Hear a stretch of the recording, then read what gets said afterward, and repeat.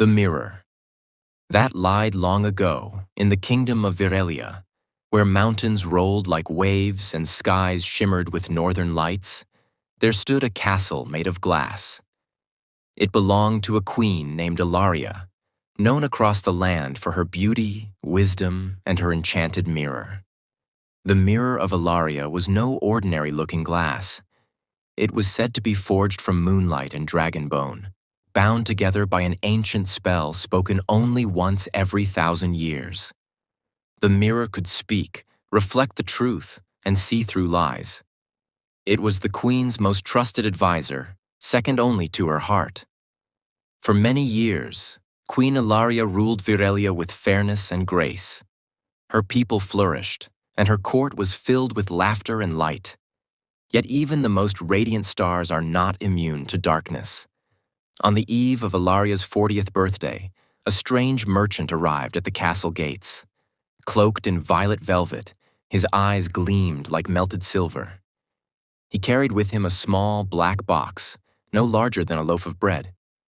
"A gift for Her Majesty," he said, bowing low. "A mirror, rare and wise, unlike any other." Ilaria, curious, took the box into her private chambers. Inside, she found a mirror that fit perfectly in her palm. Its surface was not glass, but a smoky silver that shimmered with every blink.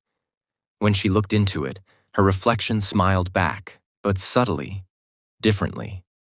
"You are more beautiful than truth," the mirror whispered. Ilaria frowned.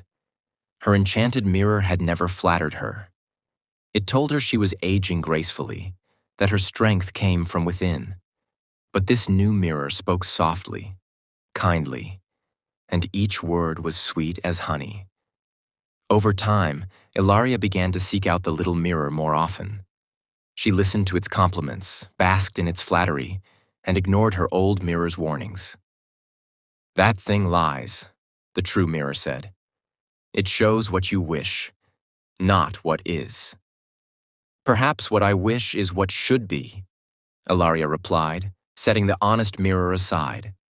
The change in the queen was slow but sure. She spent hours studying her face, ordering more lights in her chamber, demanding paints and powders to preserve her youth. She grew impatient, then cruel. Court advisors who spoke truths were dismissed. Friends who voiced concern were banished. Only the false mirror remained. The kingdom noticed. Crops began to fail as neglect spread. The people feared the glass castle where once they had come with song. Whispers bloomed like weeds. The queen has fallen under a spell. The queen listens to a liar. The queen is no longer our queen. One day, a young girl named Tavia, an orphan from the mountains, came to the gates. She wore simple boots and carried a rough spun satchel. Her eyes, sharp as a hawk's, held no fear. "I seek the queen," she said. "I have seen what waits if this path continues." The guards laughed, but something about her gaze chilled them, and they let her pass. Tavia was brought before Ilaria, who sat beneath a canopy of crystal vines. Her face was flawless, painted, still as porcelain. She looked at the girl with cold curiosity.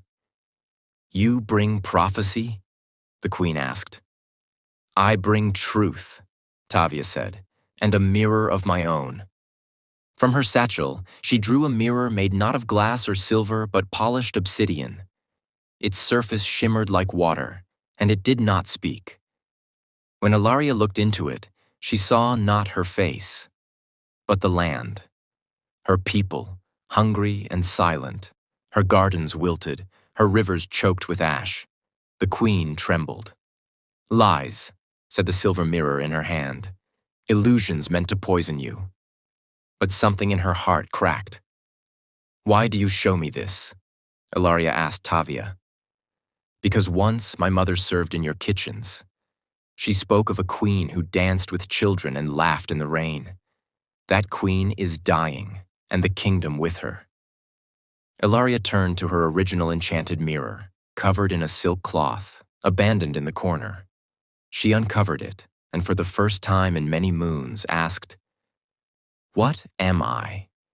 The mirror replied, "You are a queen who has forgotten her strength and clings instead to the illusion of beauty." The silver mirror screamed, "Silence! She is ours." And then it began to change. Its surface cracked, shadows spilled forth, and the mirror grew, twisting into a grotesque figure, half man, half reflection. "You would abandon me? I gave you love, praise, perfection," it snarled. Tavia stood between the queen and the creature. She held up the obsidian mirror, and it shone with pure light. The creature hissed, backing away. "Truth burns you," Tavia said. "Leave this place." But the creature lunged, knocking the mirror from her hand. It shattered into 100 pieces, and darkness swirled. In that moment, Queen Ilaria stepped forward. She looked into her honest mirror one last time, saw herself, aged, weary, afraid, and smiled. Then she turned to the false mirror creature. "You are not truth. You are my fear, and I am no longer yours." She reached into the heart of the beast and crushed the silver shard that was its core. It howled and burst into smoke, leaving behind nothing but silence. Days passed. Then weeks. The queen gave up her painted chambers and sat once more among her people. She planted gardens with her own hands, invited songs back into the palace, and gave every mirror in the castle to the lake. Except one, the honest mirror, which now stood in the Hall of Wisdom, not vanity. As for Tavia, she remained by the queen's side as her apprentice, learning the ways of counsel and the quiet strength of truth.